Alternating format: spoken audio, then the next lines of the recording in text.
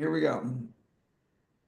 Hey, everybody. Today is Wednesday, February 19th, 2025, and I'm pleased to introduce Meredith Angwin in Vermont. She is an expert on the American grid system and just makes too much sense for most people to be able to, have intelligent conversations with. She's always ridiculously sharp and able to help people see the light if they are willing to. So she's come today to help us see the light on the American grid.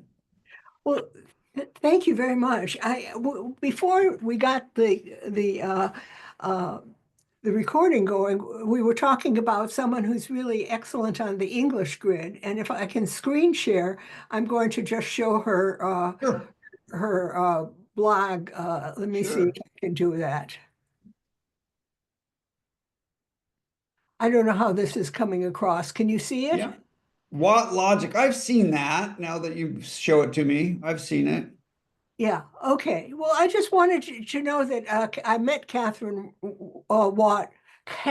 Porter the other day because she Hmm. came to New York, which isn't, it's far from Vermont, but it's not that far. And so I was able to go down and see her. Okay. Now we will actually, uh, uh, okay, let me see what's going on here. At this point, I would like to begin my talk by introducing myself. Um, and so I'm planning to share my PowerPoint slides. So here we go. Sure. PowerPoint, share. And then of course I have to go to slideshow because otherwise you'll, Slideshow. yeah, Sure. and play from start. Sure. And so this is my presentation. Oops. Uh, That's okay. It's based on her amazing book, Shorting yes, the my Grid. yes, my book Shorting the Grid has been very interesting. People on all sides of the uh, energy debates have been just really fascinated with it. And the reason is that it describes things that somehow never get mentioned, like how power plants are chosen to get paid and how much they get paid and how they're dispatched and so forth and so on. So it's been really quite lovely in that sense. So I recommend you all to buy it. So here's what I want to start with. I want to start by talking about myself, just briefly, not to oh my gosh, not to lengthy. I have a master's degree in physical chemistry, and I work toward a PhD in mineral chemistry. Now, there's not a lot of non-academic jobs in mineral chemistry, but it turns out to be very useful for corrosion chemistry and for pollution control chemistry and so forth. And I spent most of my career on utility issues in corrosion and pollution control. And I have several patents, and which at this point I'm just using to show I'm real. I don't know. Uh, the Electric Power Research Institute in Palo Alto, California, has about 200 project managers, and I was one of the first women to be a project manager there, woman to be a project manager there. I would like to say that people say, you were the first woman. I said, no, there were three there before I was, but basically it wasn't exactly even. So at any rate, so in semi-retirement, that is when we moved closer to my kids, our kids, my husband and I moved closer to our kids on the East Coast, and I didn't have a job anymore. I began supporting nuclear energy, writing, and trying my best to understand the grid. And I feel very lucky to have had the opportunity to do these things. So the first thing I want to say about me and the grid is that people talk about the grid, and I think that we have to start with the value system. And what I mean by that is I want to say that a strong grid is a reliable grid. There are many aspects to a grid. And if you watch the mainstream media, you would think the only thing that is of concern with the grid is how many greenhouse gases it emits. And also, you might say that every now and again there's a big blackout, and that becomes a kind of like a, it's like an event. It's not a problem, it's an event. But mainly people, the non-event, the thing that's always being covered is how uh, how clean is our electricity? How green is our electricity? And I want to say that I'm going to turn this on its head to some extent, because that isn't it. The most important thing about a grid is that it makes reliable electricity. And if it doesn't do that, people will do all sorts of things to get reliable electricity. Now, my friend, Robert Bryce, has a really clever statement that he uses sometimes. He says, "What's good for Generac is not good for us." In other words, if people are going out to buy their own generators from Generac, lovely for Generac, but not good for the society that they're buying it in. So these are in order of importance: reliable electricity, relatively inexpensive electricity, so electricity can be used for health and happiness and manufacturing. I don't see electricity as some kind of, luxury that, we shouldn't use too much of it because we'll end up, paying somehow for the evil we're doing. Um, but it should be relatively inexpensive so it can be used by many people. And it should be made with low levels of pollution and ecosystem disruption. So here's a picture I have, and it's important to point out that a strong country needs a strong grid. If the grid isn't strong, then the country isn't strong. So here are the synchronous grids, the places in this world where you can hope to plug in to the wall socket. You don't have to buy your own generator. The areas where you don't have to buy your own generator are various clever colors. The areas where you better have your own generator are gray. And if you look at the gray areas, there's not a lot of rich nations there. There are not a lot of nations that could actually defend themselves without a bigger nation helping them. So basically, and of course, not all of these grids are similar.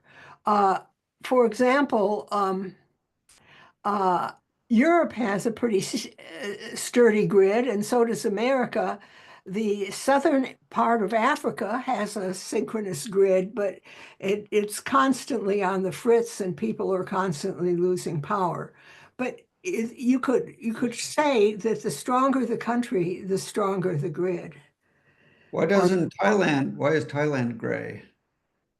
why is Thailand And gray? Cambodia and Thailand, these are places with big cities. You know, Vietnam has, electric maybe this isn't as good a map as I thought it was. everything. I'm going to be honest about that. The thing I that mean, struck Singapore and parts of, Malaysia. no, absolutely. Malaysia should have Yeah. a color on it, and I don't know why it doesn't. I mean, um, this is from a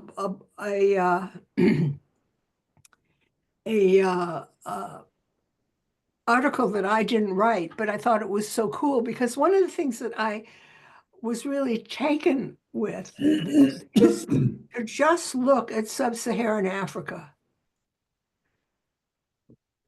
There it is, and there's why Africa is one of the most poor places in the world. Yeah.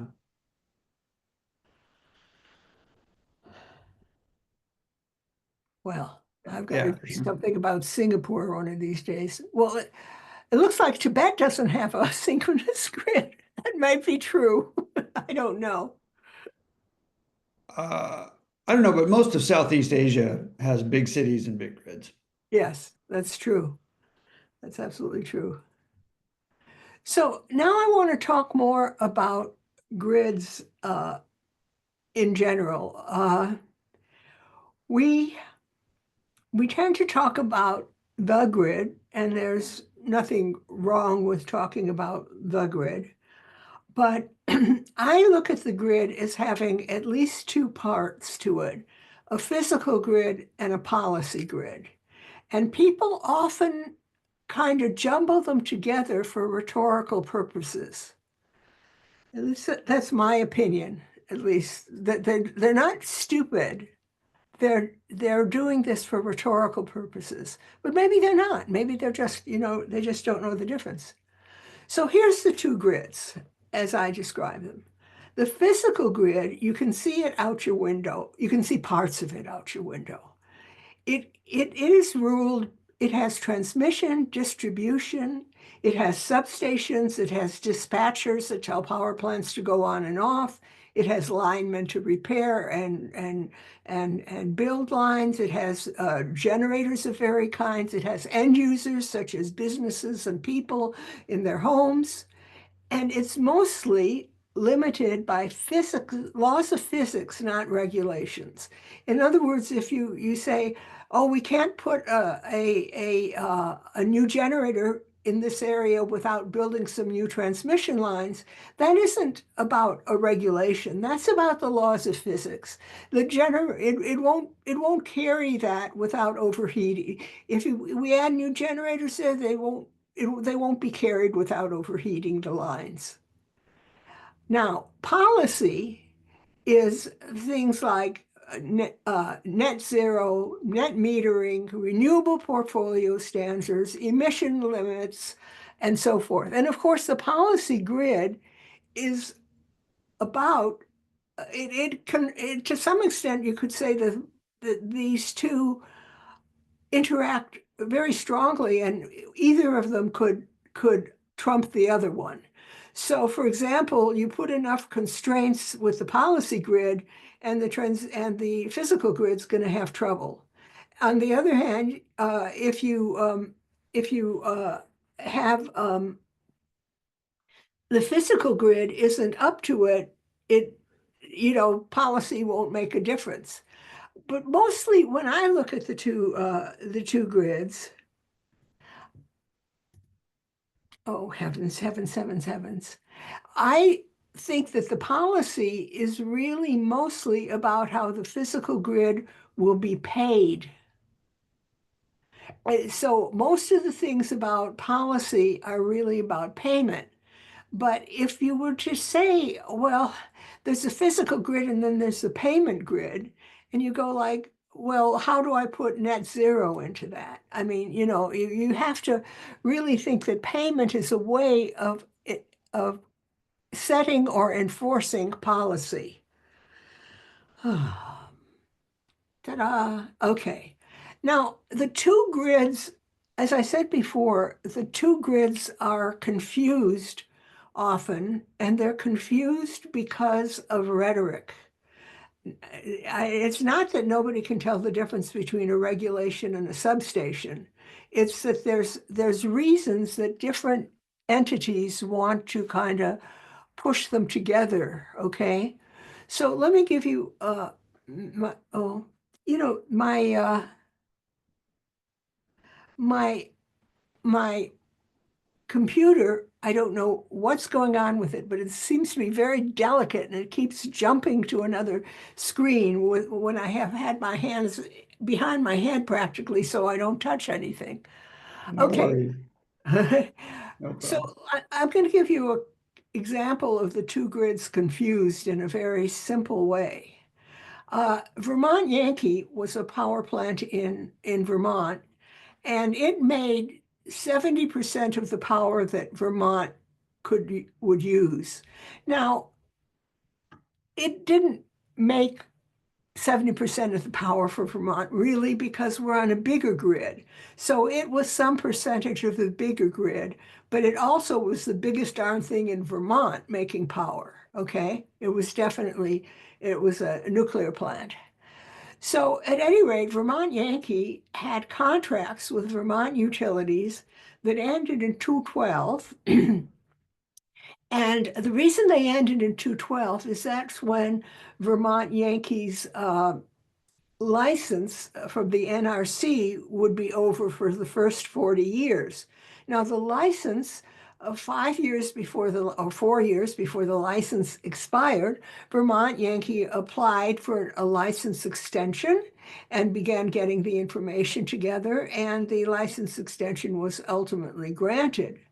However, the uh, the and after 2012, the Vermont utilities did not want to contract again with Vermont Yankee. This wasn't, in my opinion, any kind of financial decision.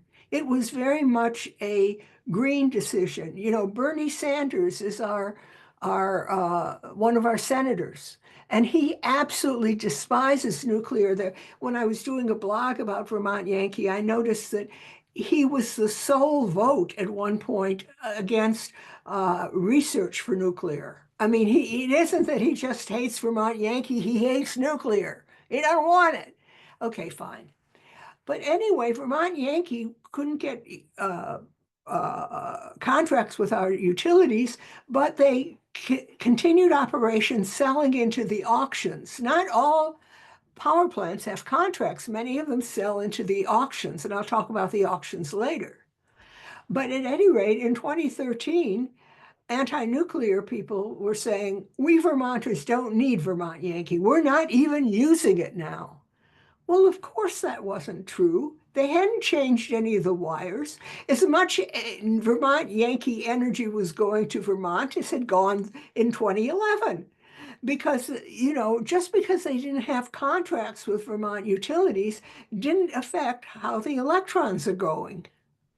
And it was really changing a contract doesn't change the wires. And people have to realize that the wires are not the contract, and the contract is not the wires.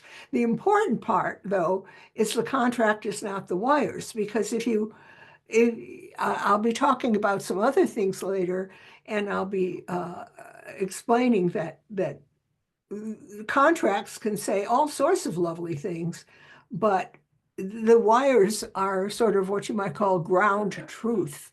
They're what's really happening. Okay, I also feel that net metering is another source of confusion because somebody will say, oh, my house makes all the electricity that I need. Okay, well, yeah, but it makes it from a solar panel. And so during the day, you sell your electricity to the utility, and at night, the utility sells it back to you. And if everything's working pretty much okay or whatever, you have a big enough solar panels, then you can say all of the add up all the kilowatt hours my house uses, and my house makes that many kilowatt hours. But it isn't really the same because if the grid went away, you wouldn't have any power at night. So you're looking at the situation where somebody is saying, I'm independent, I have solar panels. And you say, well, you could be independent if you put in enough solar panels and enough batteries. But right now, you're not independent. You're as dependent on the grid as anybody else at midnight.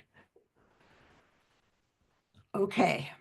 Let me ask about that. How common is it that people have enough solar generating capacity on their rooftop to compensate for all the electricity they actually use? I don't think it's that common, but Yeah. it depends. I mean, I don't know. I really You don't know. I don't think have to it's, have a lot of roof and not much demand. yeah.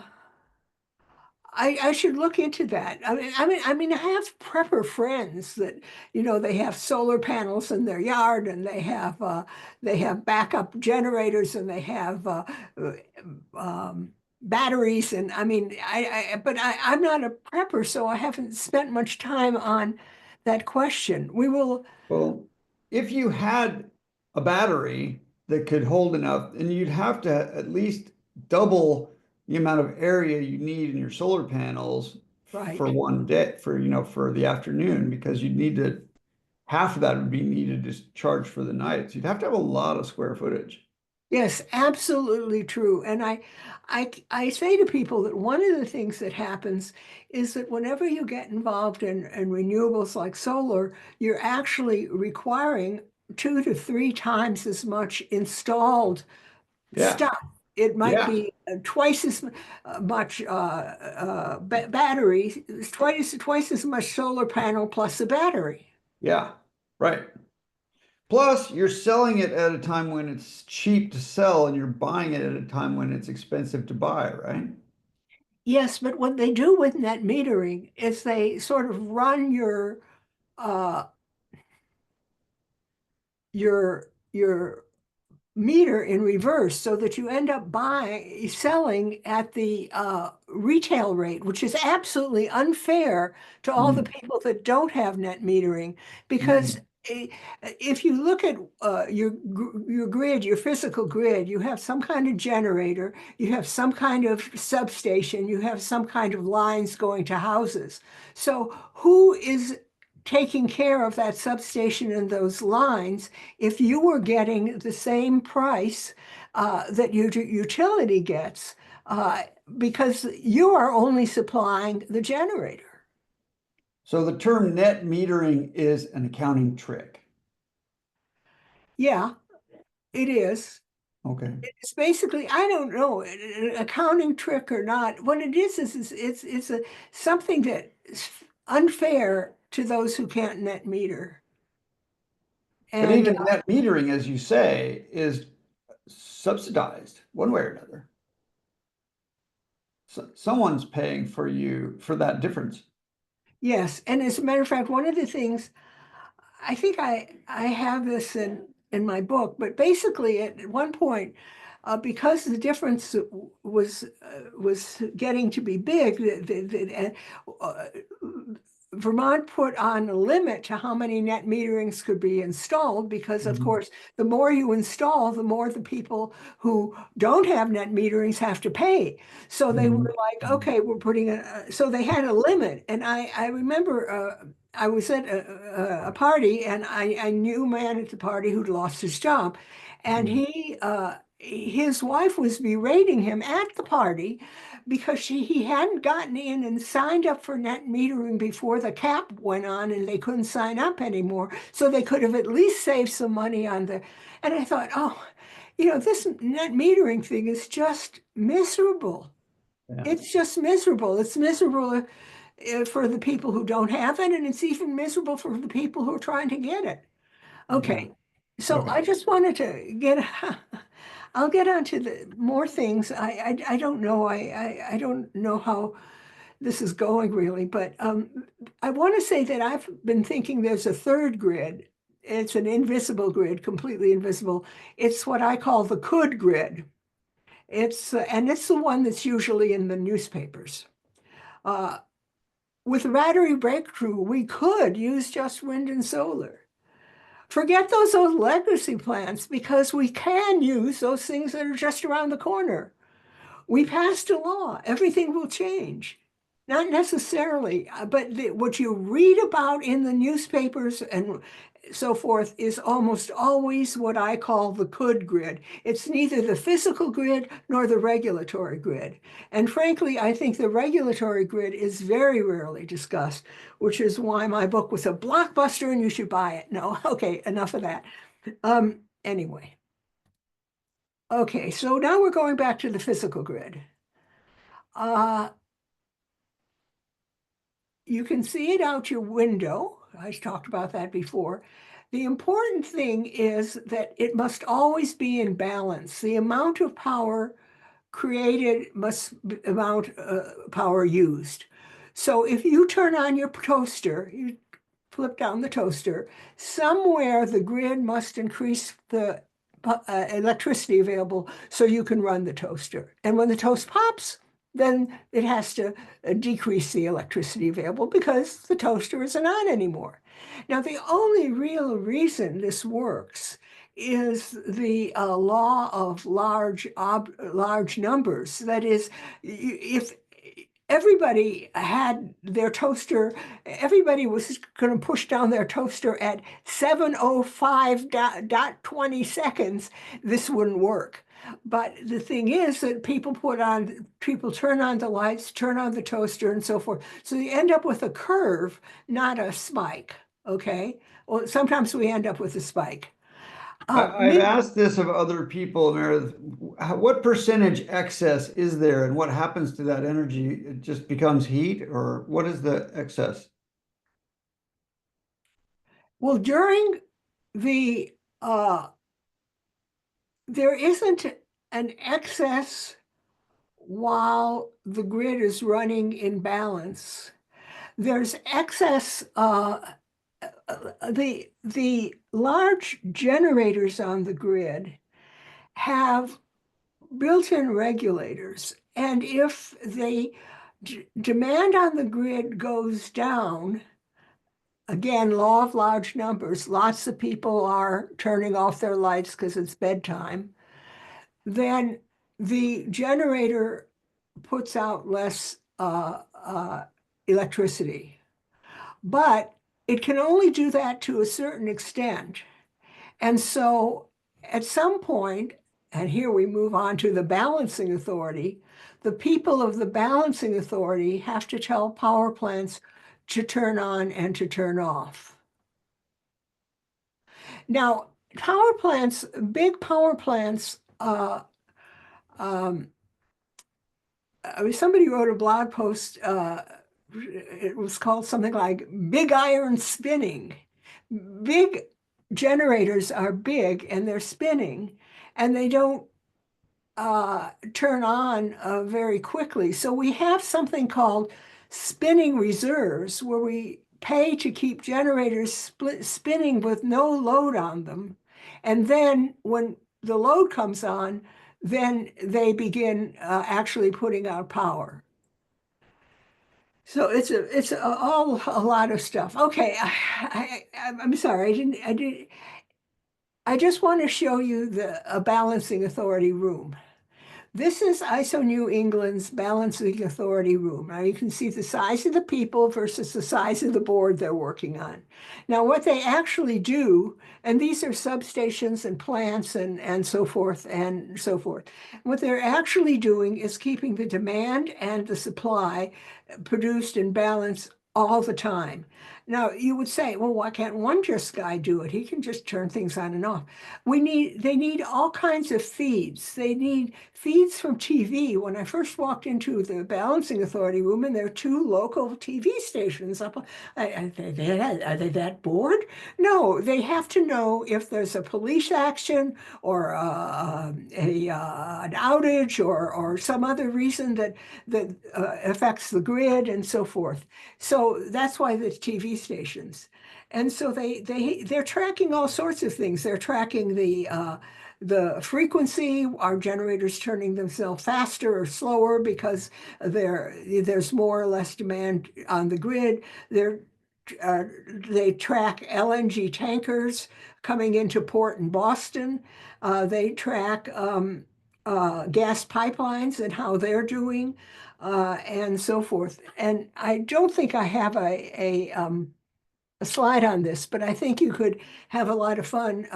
Look on the YouTube for electric kettles in Britain, electricity requirements, or not requirements, but effect. So the thing is that one of the things that people do both in Britain and here, but more in Britain, is they the balancing authority is watching the big games or the EastEnders and looking for when the commercial breaks are coming, because they have to have spinning reserve ready to go. Because when that commercial break comes on EastEnders, all over Britain, people are plugging in an electric kettle or turning it on. And so, there's this one where this guy is sitting there and he's like, okay, here comes the commercial break. And then he's on the phone to Scotland. Let the power through the hydro. We need you, And then he's on the phone to France. We need it. Yes, send it. I mean, it's just the most amazing thing. And I was talking about this one point, and he says, "Is it still that way?" And I said, "Yeah, it is. It is. It is." Oh, this is what I was going to say. A commercial break. Soren Hansen YouTube. Let me see if I remember this one. And then various YouTube showing British balancing authority staff doing all hands on deck because the electric kettles are turning on. Okay, here's not fun with the balancing authority. This is an article from Houston public media. The big storm in Houston in Texas, where a lot of people lost electricity for about 4 hours or something. But this is how you can track it.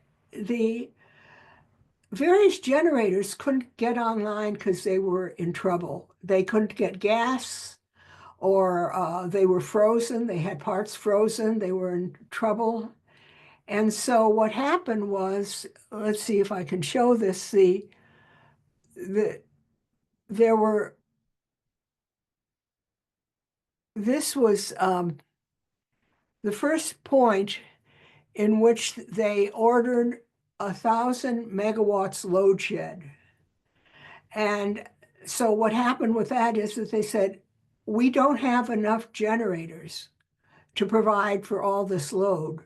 So what we do about that is we turn off the load, which is a very simple process, flip, but it isn't really a good process because all of a sudden people don't have any power. Then there were more generator outages, and then the more generator outages. Now, what is this 59.4 line there? That is the line that says if it goes down from 60 cycles to 59.4 cycles per second, and it stays there for 4 minutes, then all kinds of bad things begin happening on the grid. Generators turn themselves off, which turns into a kind of a death spiral, and it can take weeks to get everything back on. This is known, the whole system is blacked out. So they ended up shedding more load there because they needed to do it. So you see, they started with 1,000 megawatts. Vermont Yankee was 600 megawatt plant, a relatively small nuclear plant. Bigger nuclear plants are about 1,000 megawatts. So they shed the equivalent of one nuclear plant here, then another nuclear plant here, the equivalent. They weren't turning off the nuclear plants. They were turning off load that plants would have served. Then they turned off 3,000 megawatts of users. So they turned off 5,000 megawatts of users. They're coming back. They get out from they turn off another 3,500 megawatts of users and so forth. So this is not fun with a balancing authority. Okay, so before we I get wanted to on, ask one thing. You say it can take weeks to restart a grid after some kind of, is that true for all the grids? They all have that same basic? yeah, they all have that same issue because black start. Now, I don't know that it would really take weeks, but it would take a long time. I mean, people always tell me it would take weeks. I think it would be more like days, but I don't know. But what I'm trying to say is remember, the grid always has to be in balance. So now you don't have anything on, okay? Let's say you have some area that you've blacked out, okay? So you've got, some suburb doesn't have any power, none, okay? So you want to turn on that suburb. But as soon as you turn it on, everything will go on. It's going to be the equivalent of those electric kettles again. And so you have to do it carefully. You can't just say, I'm flipping, I pushed one button and I turned off that five substations, and now I'll push that button again and turn them all on. Because then think about your refrigerator. Your refrigerator draws a lot of power when compressor first goes on.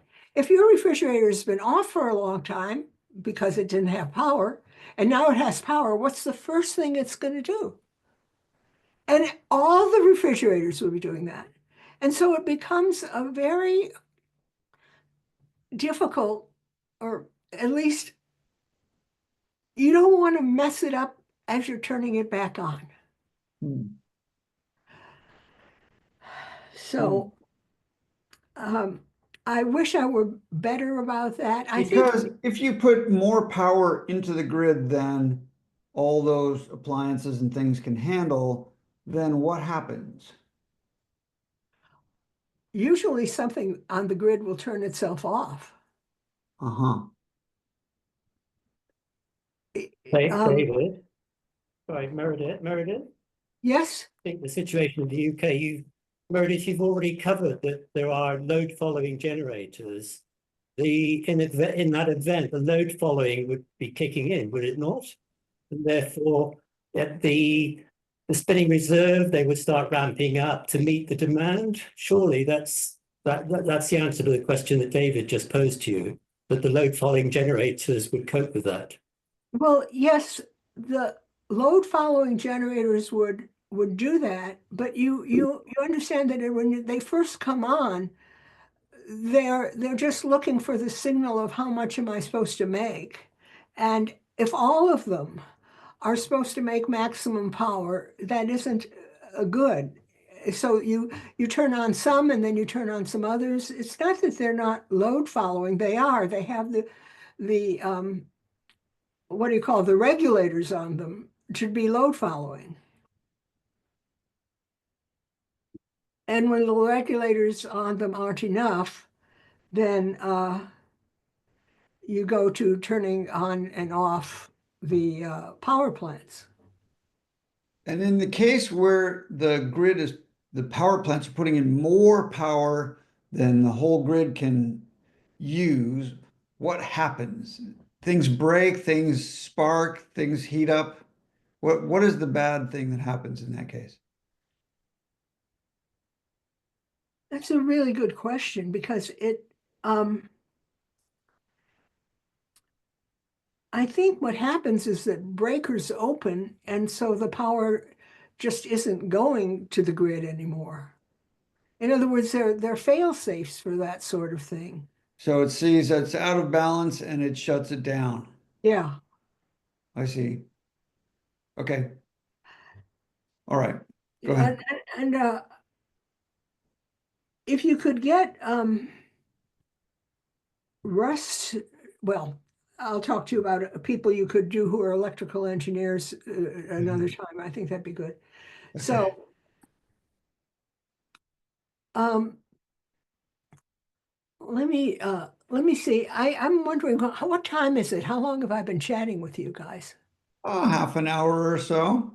Okay. Yeah. So anyway, there's two kinds of grid governance. The traditional vertically integrated utilities, which are responsible for reliability from the power plant to your house. So they employ the linemen, they own the generating stations and so forth. and they're a monopoly, and so they receive a rate of return set by their state regulators. Then, meanwhile, in an RTO area, which is a regional transmission organization area, which is sometimes called a deregulated area, but it actually has tons of regulation. So I don't like to say that. And nobody is responsible for reliability. The merchant generators are supplying power because that's what they do. And distribution utilities buy that power at the auctions. The regulation is a mixture of the PUCs, the state PUCs, the federal level, and it's a very complex thing. And in my opinion, it's easily gamed.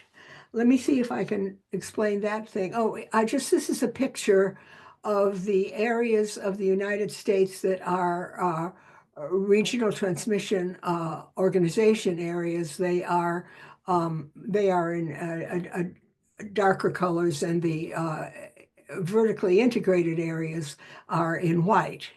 They're not in any color. Does that mean the vertically integrated, does that mean it's state by state? Well, they actually have all kinds of arrangements for sharing power between states, but those are one-on-one arrangements. They're not controlled by a balancing authority for Uh-huh. area. But within a state, is there one regulator, or is it city by city, or?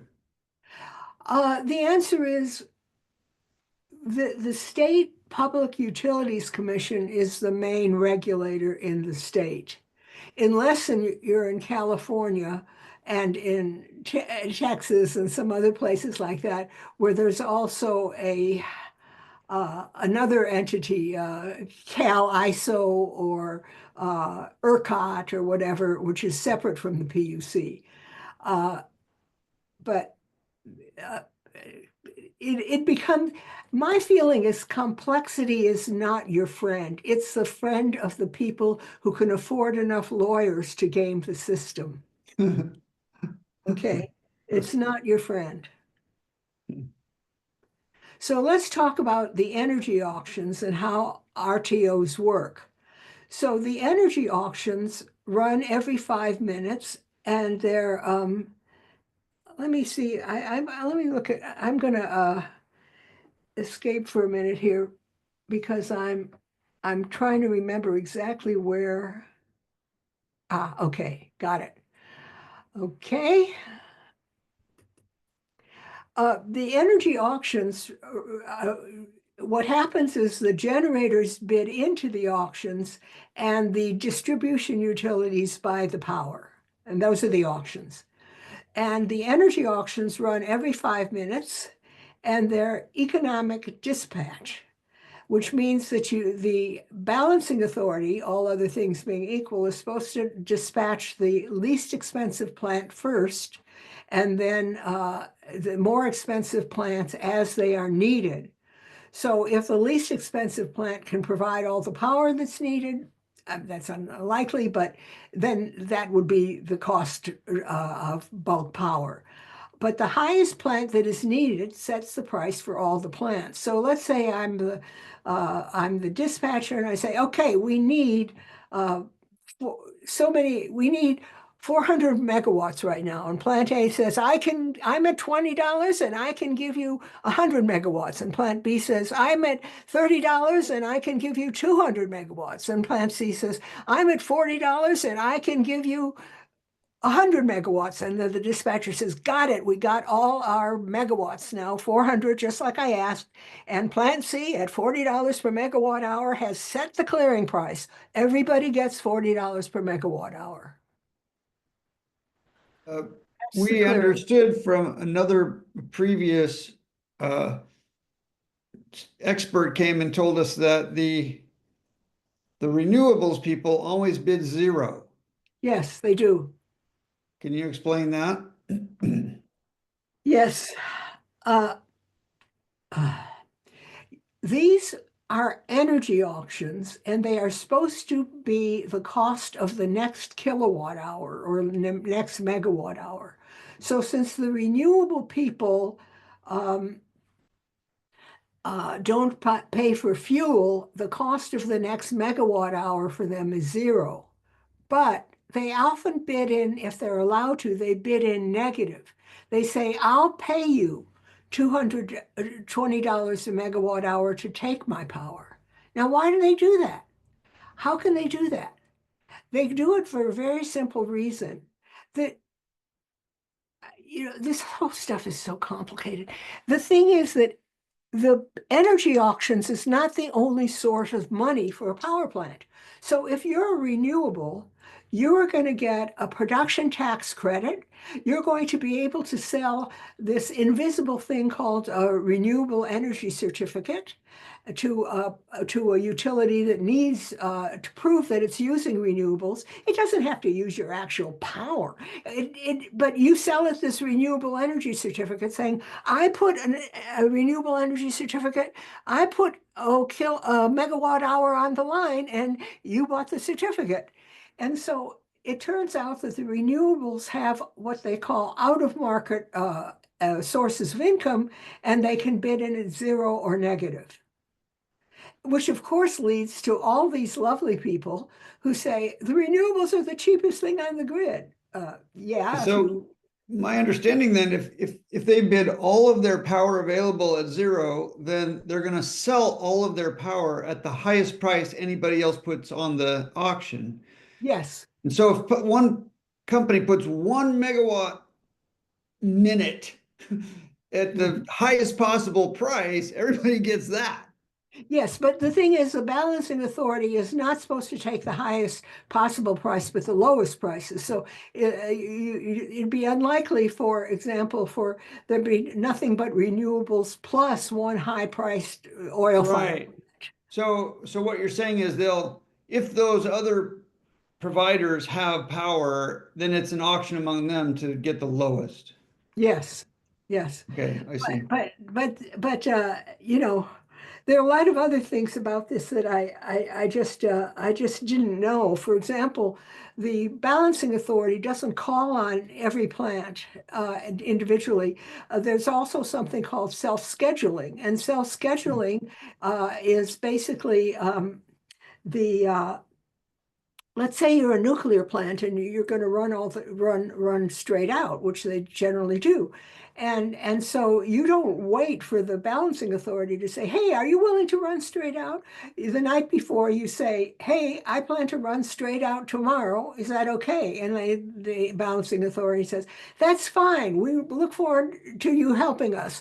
And you're self-scheduling. And they say yes. And self-scheduling means that nuclear plant is in the same position as the renewables. It has to take whatever the clearing price is. Uh-huh.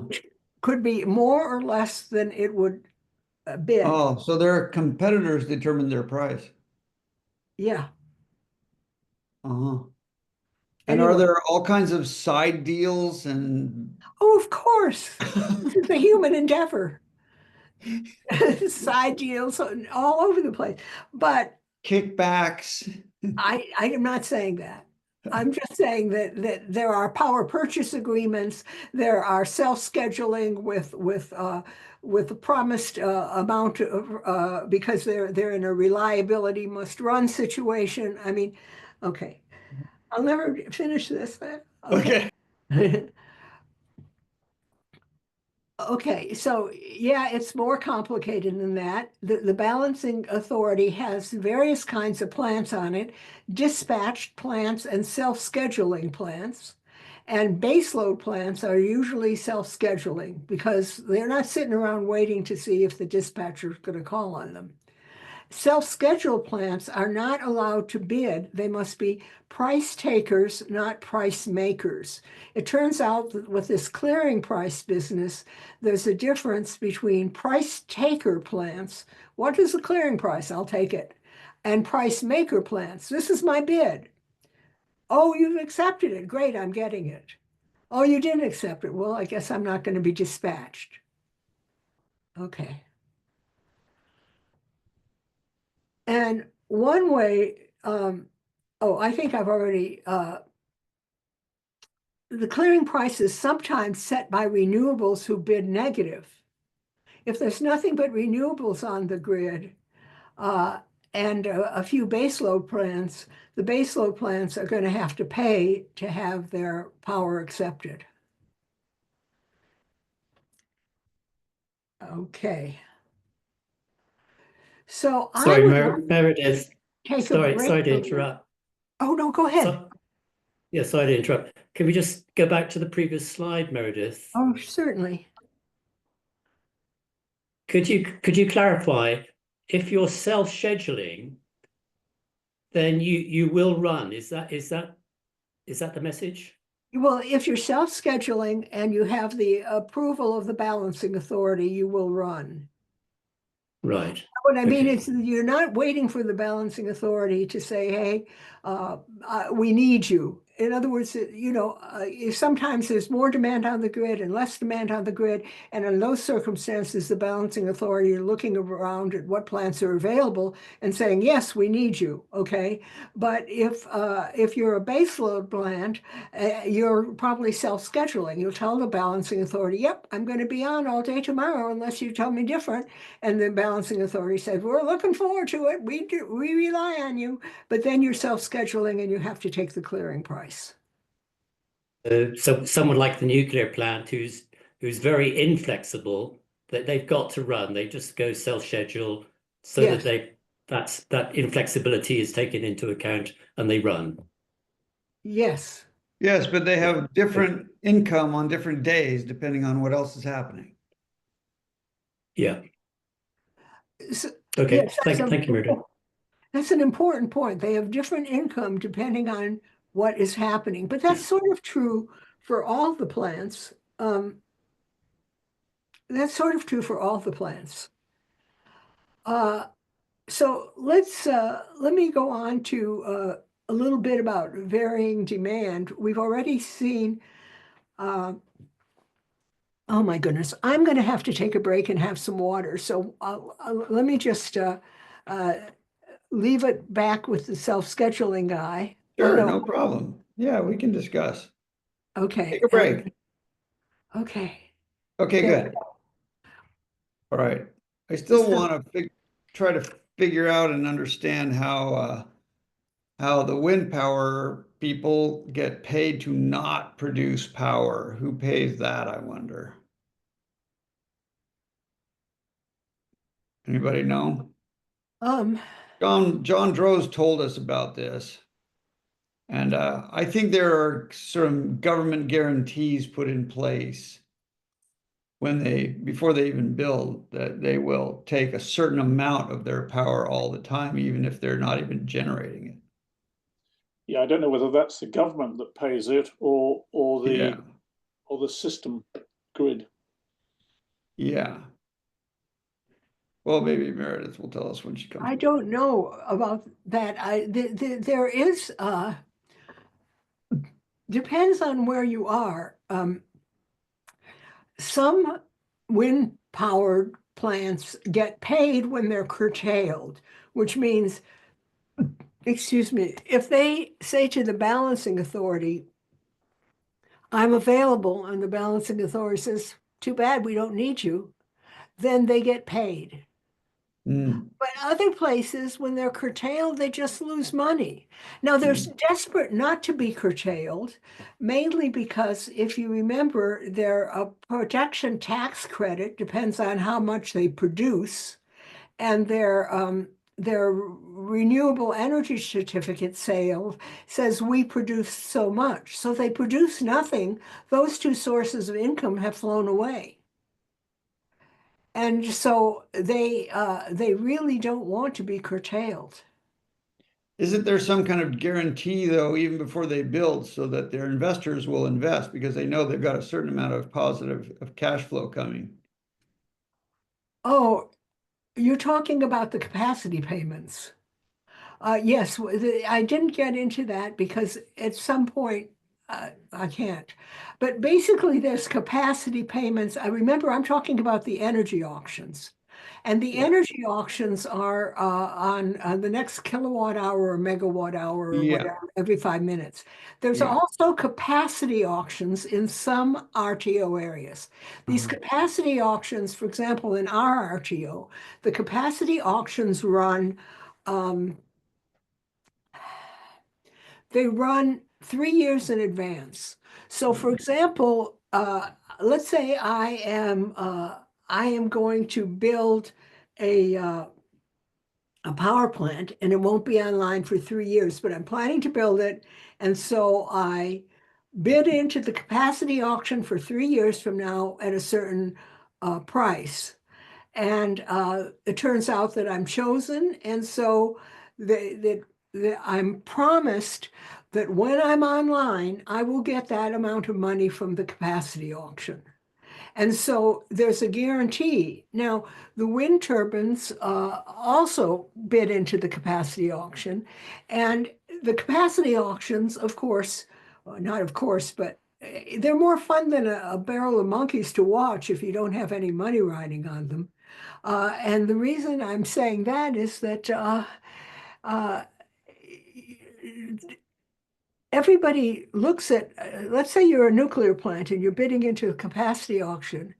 You'll probably bid in at 95% of your capacity because you are on 95% of the time. Yeah, sure. But if you're a renewable, you know you're not going to be on 95% of the time.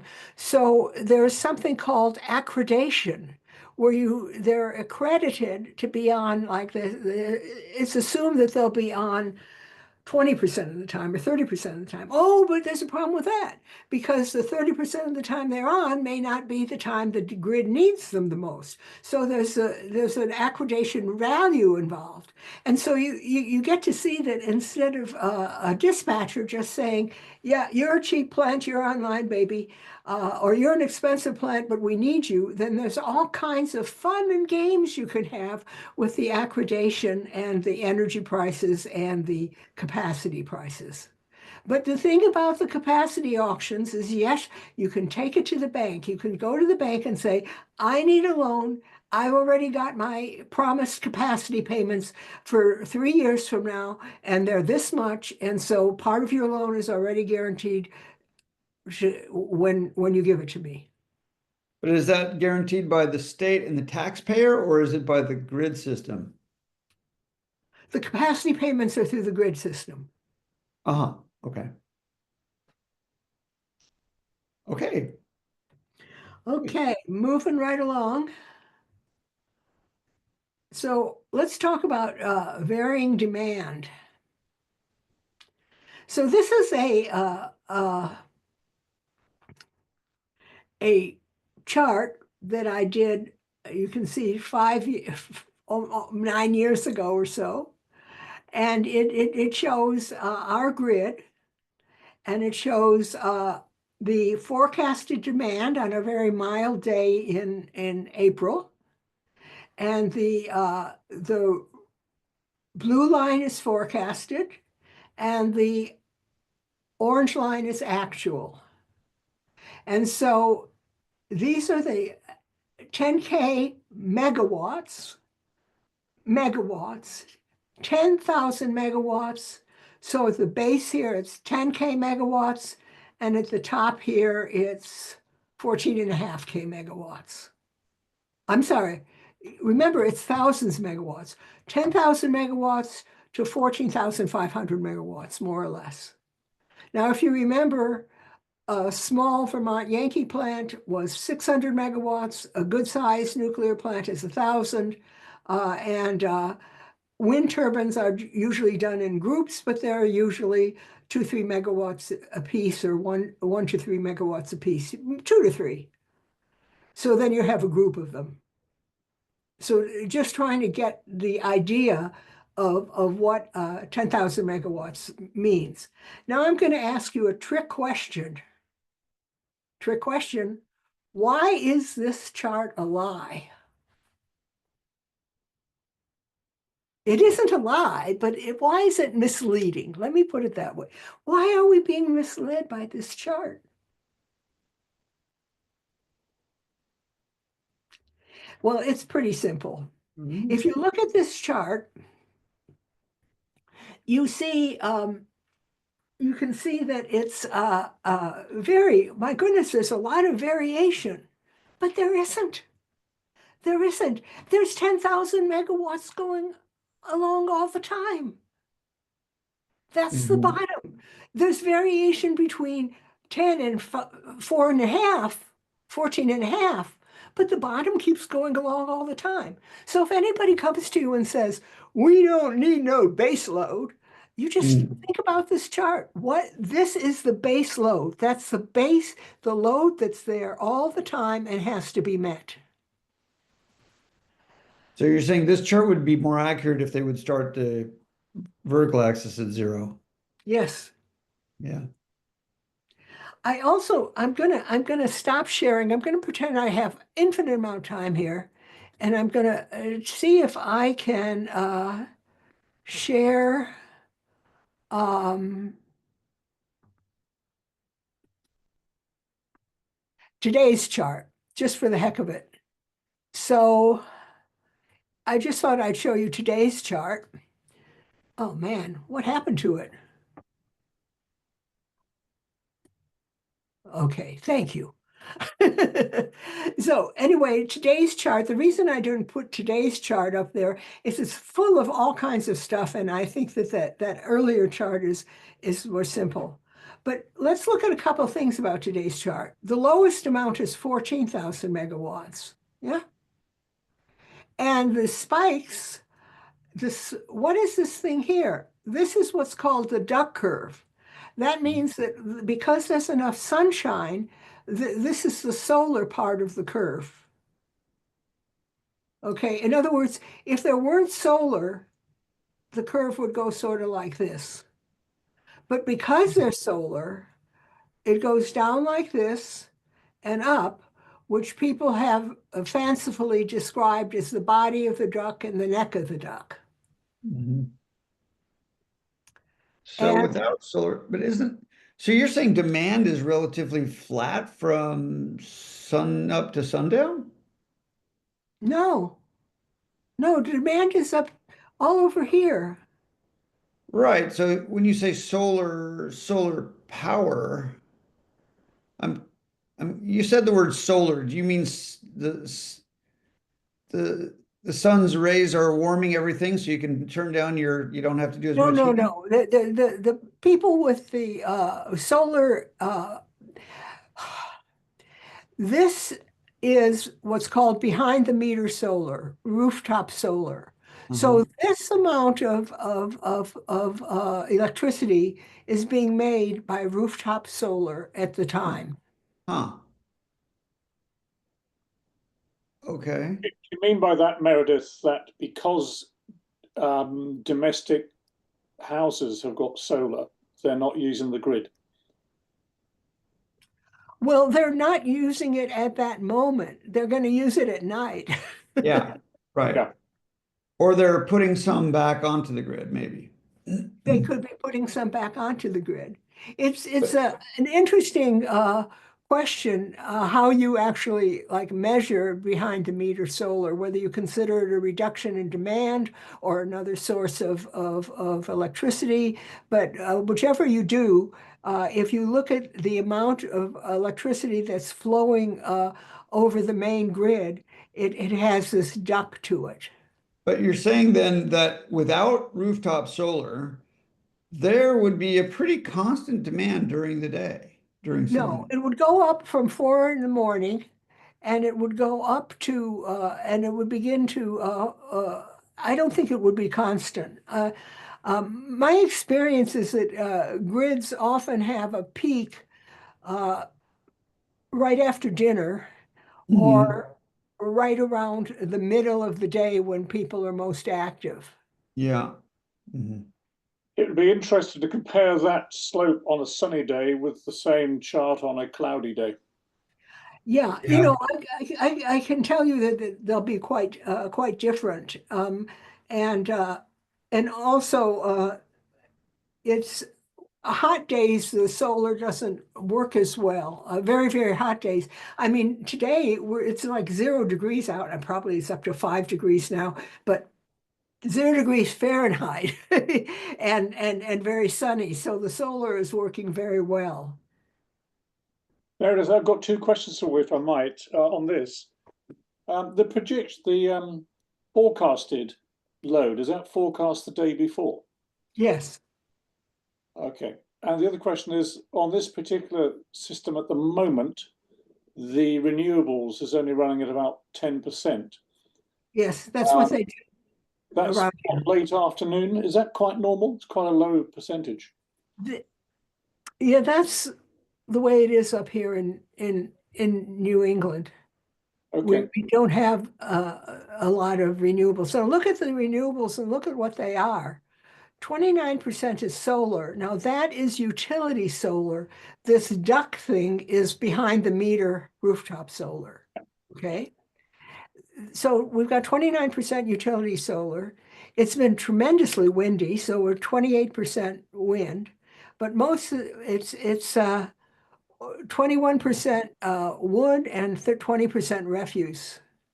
And usually when when the sun goes down or when the wind isn't available, wood and refuse lead the pack. And what are the imports? Is that imported electricity from Yes. another? Oh, yeah, absolutely. A report. We are very dependent on Hydro-Quebec. Mhm. And I also want to say that I'm trying to write a blog post now, and it's uphill. I wrote a blog post, Meredith Angwin Substack and so forth, on how Norway is getting tired of supplying Yeah. Britain Yeah. and Germany, and actually Quebec is getting tired of supplying us. They're So not does gonna New renew their England contract. draw, does New England draw this, I forget the name of the contract, but just all the time power every day, always drawing a certain base load from Quebec? We have many contracts with Quebec. Some are all day. The more recent ones that were put in a few years ago are up to uh, up to 16 hours a day. But there's bunches of them. At one point, when I was really getting deeply into Vermont Yankee, and I didn't know anything about Norway or anything, and I wasn't spending any of my time on that, I was looking at how many different contracts we had with Quebec. But anyway, Mhm. Okay. okay, so yeah, stop share, and now share again, and now.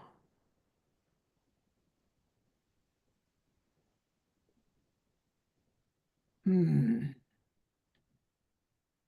Where did it go?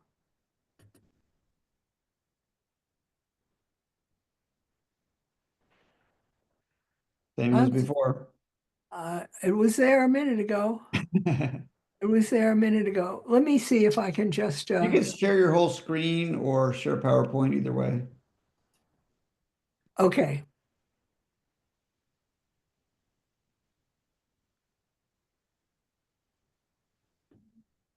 Aha. Okay, now I've got it. Okay. So now we're back to this, and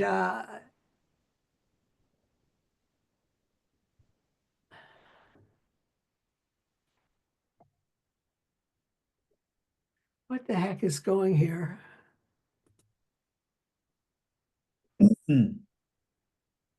Okay, so anyway, as I was saying before, there's this fakey thing where they don't acknowledge baseload. And so I wanted to show that I have a friend, uh, Isuru Senaratne, who's the founder of Radiant Value Management, and he made a whole bunch of slides to show the importance of baseload power. Well, he was just analyzing what happens, but anyway.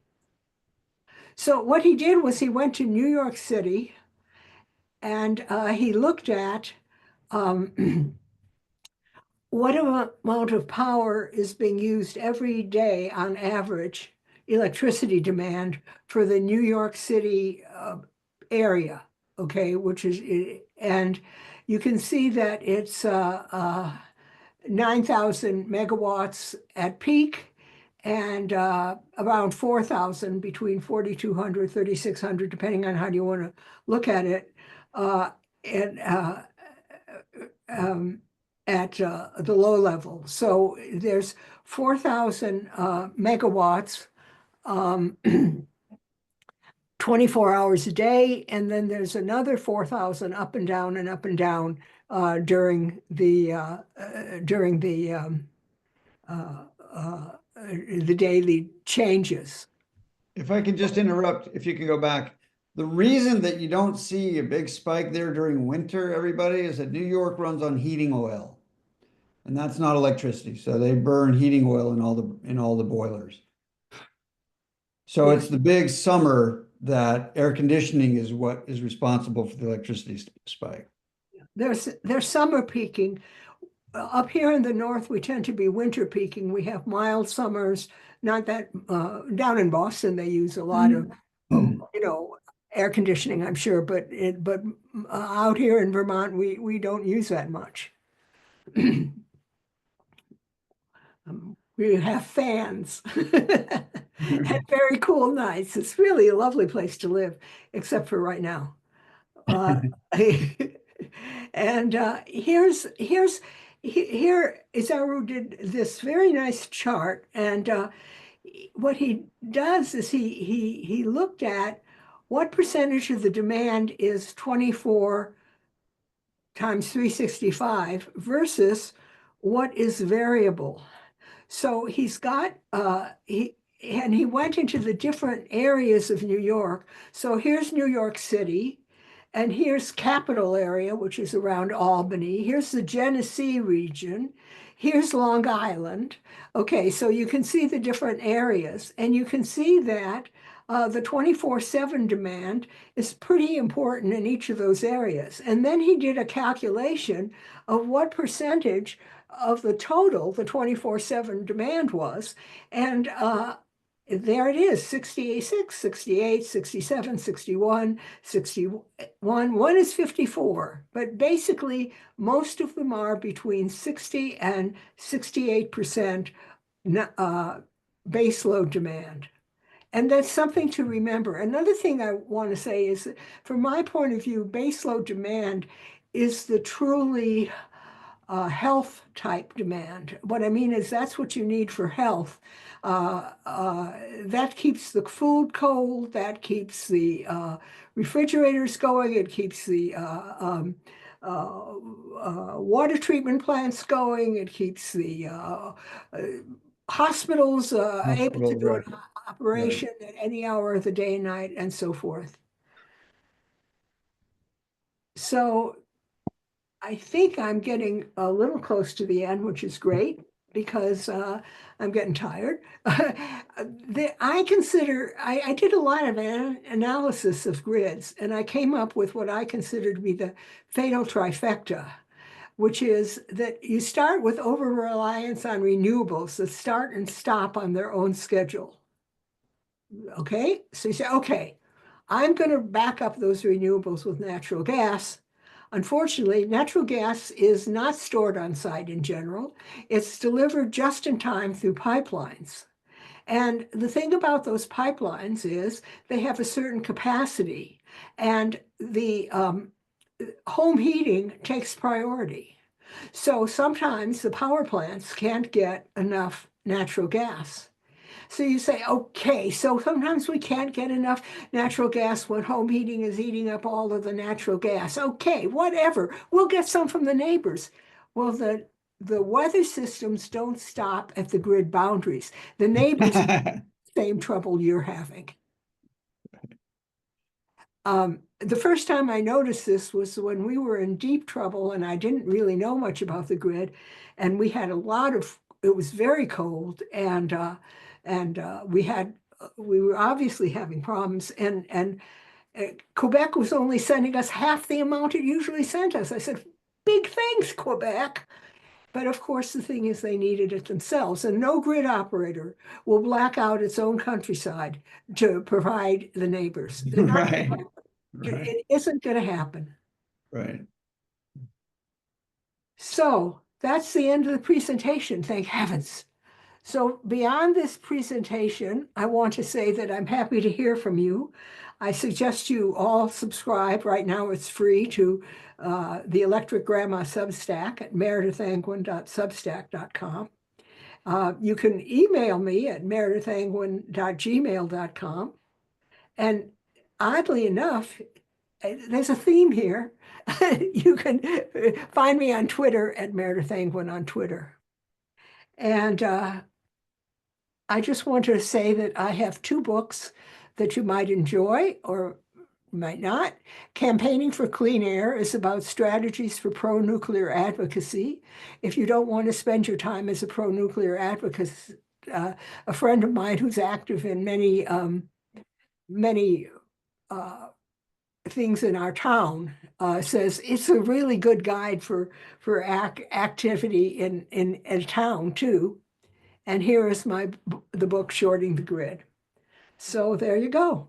Thank you so much. Excellent. And what's next for you, Meredith? Any big projects, or are you just fending off the attacks on social media all day?